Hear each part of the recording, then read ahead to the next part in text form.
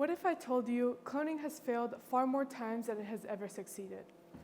We usually associate cloning with scientific advancement.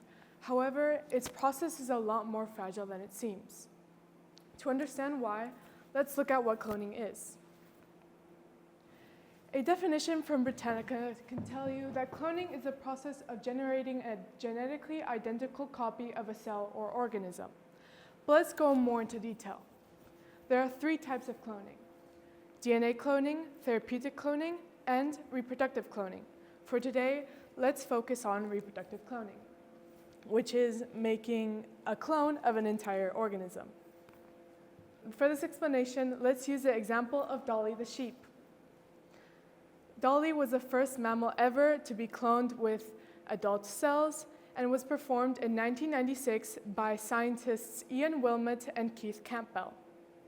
To understand what the scientists did, let's look at how cloning is done.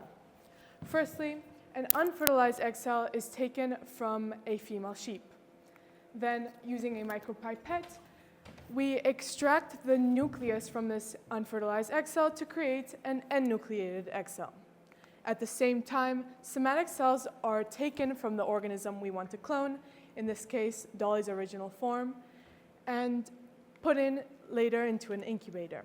In this case, the somatic cells were taken from the mammary glands. For clarification, somatic cells are cells with 2 complete sets of DNA. As I mentioned, the somatic cells then get put into an incubator where the cells can multiply and grow under the correct conditions and temperature. Then a single somatic cell is taken and put next to the enucleated egg cell so that they are touching. An electrical pulse given by an electroporator activates the fusion of both these cells. Then another electrical pulse activates the division of these cells. These cells continue to grow and multiply over the course of 6 days in order to create an embryo. Then scientists carefully put the embryo in another sheep's uterus, a surrogate, using a thin straw. The embryo continues to grow inside of the uterus, and the surrogate takes the pregnancy to term. And finally, we have Dolly. However, it took scientists 276 tries before they were able to get Dolly the sheep. This raises ethical concerns due to animal welfare, and at that time raised concerns about human cloning. Before I move on, let's go through some misconceptions that are popularly thought. Clones are instant. Unfortunately, scientists cannot make clones appear out of thin air. It takes a lot of procedure and a lot of time. The cells need to grow before they become an embryo. The embryo needs to grow inside the uterus, and after the birth, the animal must grow to be its adult self like any other animal. Secondly, that clones have the same personality. For this one, let's paint a picture. Imagine a clone of yourself. They have the exact same DNA as you, however, they haven't lived your life. Would they enjoy the same hobbies as you? Would they enjoy the same favorite foods? Would they make the same decisions as you, or completely different ones, despite having the exact same DNA? Clones do not necessarily have the same personality. This is because personality is dependent on the individual's environment and its experiences. So unless the clones have the exact same experiences and environment, which is highly unlikely, they will not have the same personality. While Dolly's successful birth was groundbreaking, her story reminds us that cloning is nor risk-free or easy. Moreover, recent efforts on commercial pet cloning have shown us a success rate under 30% for healthy live animals. Additionally, viable clones are prone to suffer from serious genetic malformation, cancer, and shortened lifespan. But why does cloning have such a high failure rate? Well, the somatic cells, the ones that we used before to create Dolly, have all the genetic information to create one new individual. They have this segment of their DNA which is activated in order for them to perform their specific cellular functions. So therefore, somatic cells such as skin cells or liver cells can form a whole new individual. It's just that the rest of the genetic information is turned off.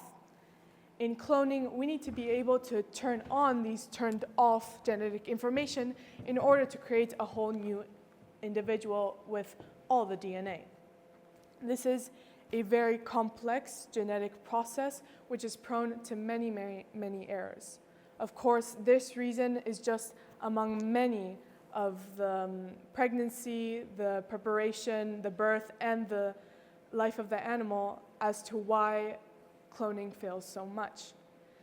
This proposes the ethical question that is it really worth it producing so many faulted, suffering animals for one viable clone?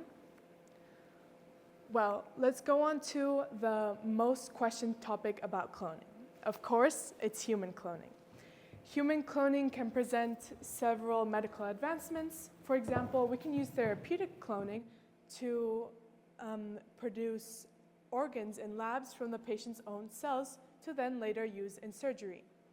Another example is that certain people have the genetic ability to be resistant to certain diseases, such as HIV.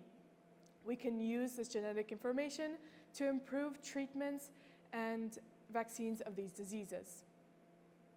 However, human cloning also proposes several ethical concerns. For example, human cloning undermines unique humanity due to clones' predetermined genetical composition. Moreover, cloning treats children as a means to an end. For example, if a child is created for the sole purpose of donating its organs to its family members, then this is not recognizing its innate value, and therefore is unethical. Critics also warn us that human cloning could lead to eugenics, where people try to improve or artificially select the human race.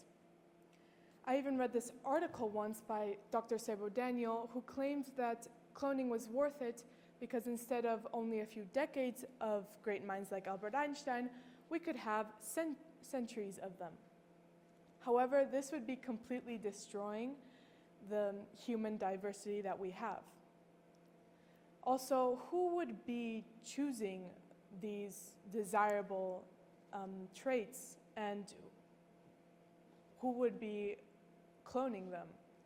This could be discriminatory and lead to inequality very quickly. For these reasons, several global organizations such as UNESCO and World Health Organization have stated that human cloning is incompatible with human dignity.